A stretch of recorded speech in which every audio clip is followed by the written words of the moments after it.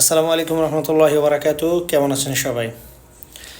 দেখেন, আজকে একটি বিষয় নিয়ে কথা বলবো, সেটি হচ্ছে সলাৎ।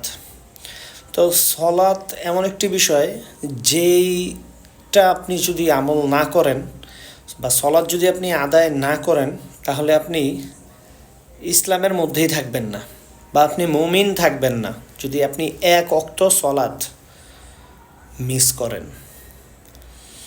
তো আমরা কি করি? আমরা আর কি মনে করেন যে আজান হচ্ছে, আমরা মনে করি যে সলাৎ মানে আদায় করলেও হলো, না করলেও হলো। সলাৎ আদায় না করলে কি হবে? ইমাম তো আছে। আসলে যে ব্যক্তি সলাৎ আদায় করে না, আপনার সেই ব্যক্তির ইমান কিন্তু থাকে না। কারণ প্রচুর আলেম থেকে বর্ণিত আছে বা প্রচুর বড় বড় স্কলার থেকে কিন্তু বর্ণিত আছে, এবং কি সৌদি আরবিয়ার যেই সমস্ত বিজ্ঞ ওলামায়ে কেরাম আছে, যারা বড় বড় আলেম রয়েছে, তাদের মধ্যে কিন্তু একটা ফতোয়া আছে, যে ব্যক্তি সলাত আদায় করে সে ব্যক্তি মুমিন বা সে ব্যক্তি ইসলামে রয়েছে, এবং যে ব্যক্তি সলাত আদায় করে না সে ব্যক্তি ইসলাম থেকে বের হয়ে গিয়েছে, ইসলামে সে ব্যক্তি নাই। তো দেখেন, আপনার ইবনে তাইমিয়া, এরপর হচ্ছে ইবনে কাইয়ুম রাহিমাহুল্লাহ, তারা অনেকেই বলেছে সলাৎ বিষয় নিয়ে যে ব্যক্তি সলাৎ আদায় করলো তারা মুমিন থাকলো, যে ব্যক্তি সলাৎ আদায় করলো না তারা মুমিন থাকে না।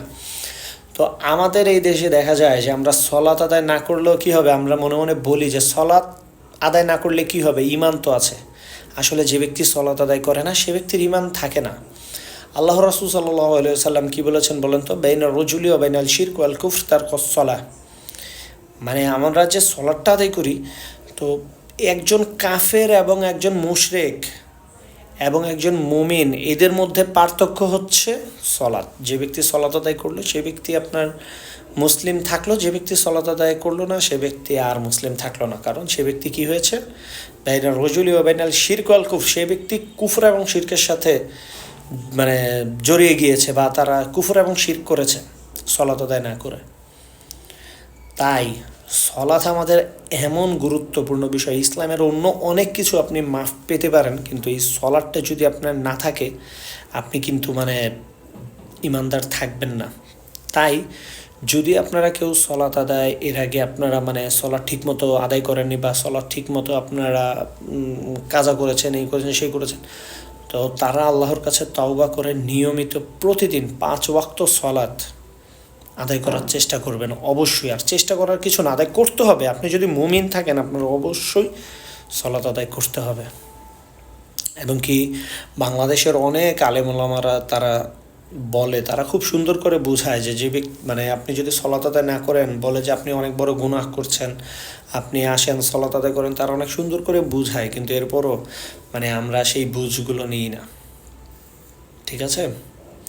কারণ আপনার বুঝতে হবে যে আপনি যদি সলাত আদায় না করেন, আচ্ছা বলেন, একজন হিন্দু, একজন খ্রিস্টান, একজন মুসলিম, এদের মধ্যে পার্থক্য কি বলেন তো?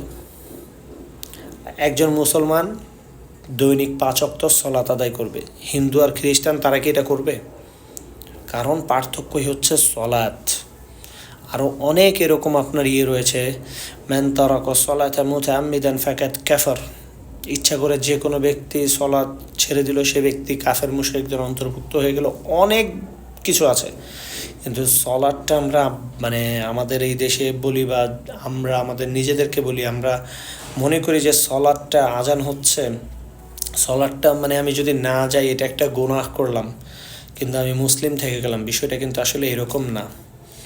ঠিক আছে? এবং কি আপনার শেখ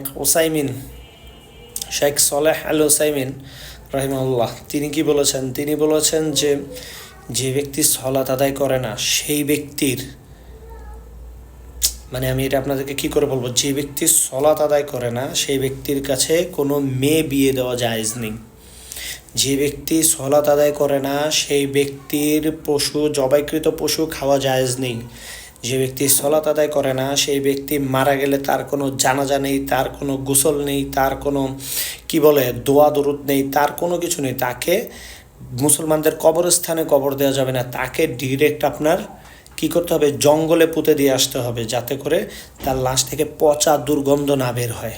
শেখ সলেহ আল ওসাইমিন রাহিমাহুল্লাহ তিনি এই কথা কিন্তু বলেছেন।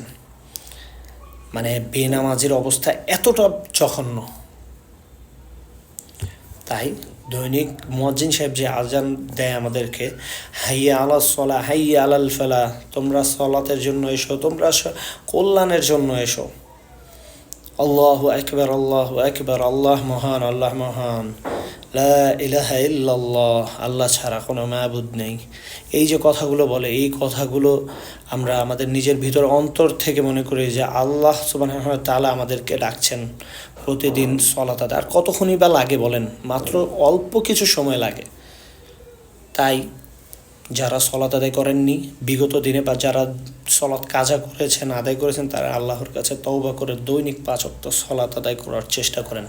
সলাত আমাদের মানে ইসলামের এমন একটি অংশ যেটা মানে আপনি যদি আদায় না করেন তাহলে আপনি ইসলামের মধ্যেই থাকবেন না। জাযাকুমুল্লাহ খাইরান।